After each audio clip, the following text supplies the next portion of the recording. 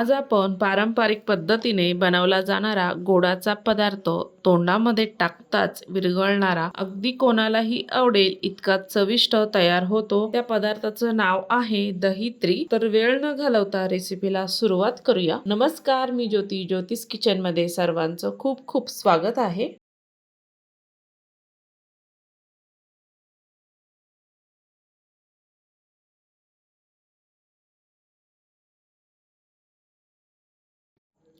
मी इथे एक भांडं घेतलेलं आहे। त्यामध्ये एक वाटी आपल्याला ताजं दही टाकून घ्यायचं आहे। मी इथं ताजं दही घेतलेलं आहे आणि अगदी चिमूटभर आपल्याला याच्यामध्ये मीठ टाकून घ्यायचं आहे। बेकिंग सोडा टाकायचा पाऊण टीस्पून आणि 1 चमचा आपल्याला तेल टाकून घ्यायचं आहे। आता आपल्याला सर्व दह्यामध्ये मिक्स करून घ्यायचे, एकजीव करून घ्यायचं आहे। एक 5 मिनिट छान मिक्स करून घ्यायचं, म्हणजे त्याच्यामध्ये छान असं मिक्स होतं।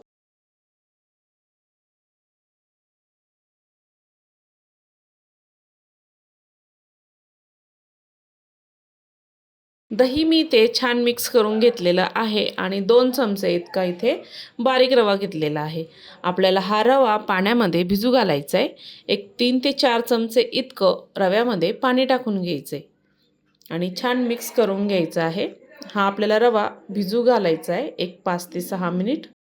आपल्याला आता इथे पाक तयार करून घ्यायचा आहे। गॅसवर मी कढई ठेवली, 1 वाटी साखर टाकून घेतली आणि 1 वाटी पाणी टाकलेलं आहे। अजून आपल्याला याच्यामध्ये एक पाऊण वाटी इतकं पाणी टाकायचं आहे आणि छान मिक्स करून घ्यायचं आहे। आपल्याला याचा 2 तारी असा पाक तयार करायचा आहे। आता मी इथे गॅस फुल ठेवलेला आहे आणि आपल्याला संपूर्ण साखर वितळून घ्यायची आहे। या पद्धतीने एकसारखी हलवत साखर आपण इथे वितळून घेणार आहोत।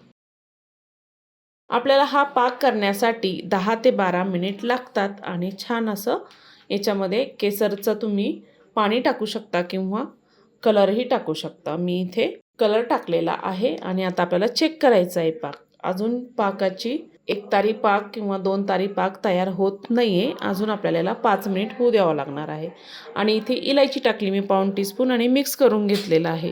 आता आपल्याला पुन्हा चेक करूया आपण।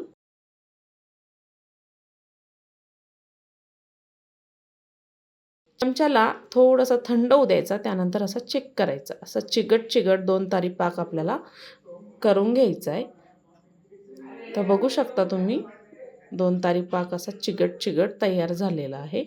ह्या पद्धतीने थोडंसं थंड झाला ना तर लगेचच कळतो। मला थोडासा कच्चा वाटला, अजून मी 2 मिनिट याला शिजून घेणार आहे। चमच्याने आपल्याला याच्यामध्ये पाक टाकून बघायचा, असा एक एक थेंब पडायला लागला ना तर समजायचं। पुन्हा आपण आता बोटावर घेऊन चेक करणार आहोत।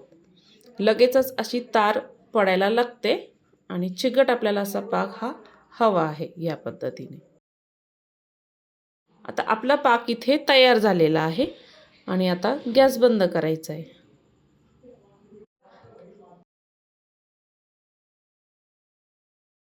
आपलं आता दह्याचं मिश्रणही इथे छान भिजलेलं आहे 10 मिनिटं। त्यामध्ये आपल्याला 1 वाटी मैदा टाकायचा आहे। मी इथे चाळून घेतलेला आहे आधीच। थोडीशी हळद टाकायची आहे पाऊण टीस्पून। बेसन पीठ टाकायचं आहे 2 ते 3 चमचे आणि आपण भिजून घेतलेला रवा टाकून घ्यायचा आहे। संपूर्ण रवा टाकायचा आहे। छान तो 10 ते 15 मिनिटं भिजलेला आहे। मी संपूर्ण रवा इथं टाकून घेतला आणि आपल्याला छान हे मिश्रण एकजीव करून घ्यायचं आहे आणि छान मिक्स करून घ्यायचं आहे या पद्धतीने। आता आपल्याला याच्यात आवश्यकतेनुसार थोडं थोडं करून पाणी टाकून घ्यायचं आहे। हे पीठ आपल्याला थोडंसं पातळच करायचं आहे, कारण आपल्याला याचे छान असे वडे तयार करून घ्यायचे।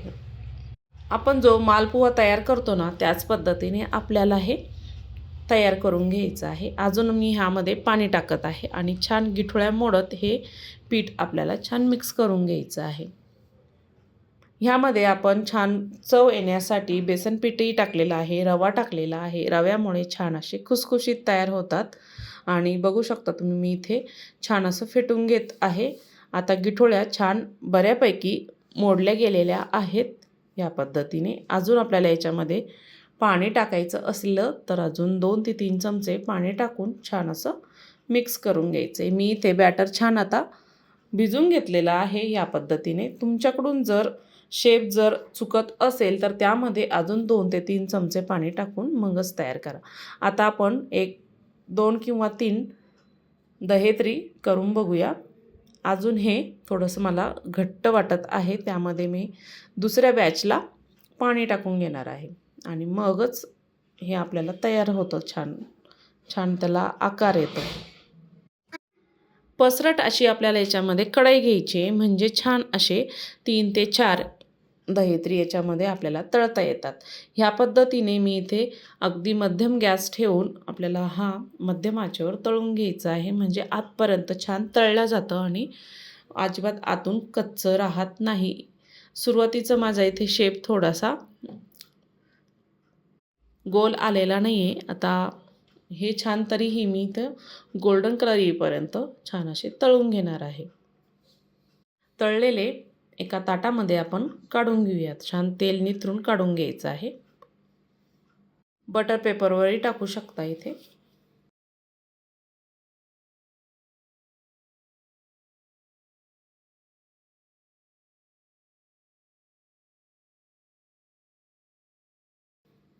आता दुसरी बॅचमध्ये तुम्ही बघू शकता मी थोडंसं पाणी टाकून इथं बॅटर छान मिक्स करून घेतलं. तुम्ही बघू शकता आता छान अशी त्याची शेप आलेले आहेत आणि छान फुललेले पण आहेत. ह्या पद्धतीने मी त्या बॅटरमध्ये 3 ते 4 चमचे इतकं पाणी टाकून छान मिक्स करून घेतलं आणि त्यानंतर हे दहीत्री याच्यामध्ये टाकून तळून घेत आहे. छान असे गोल्डन कलर येईपर्यंत आपल्याला तळून घ्यायचे आहे.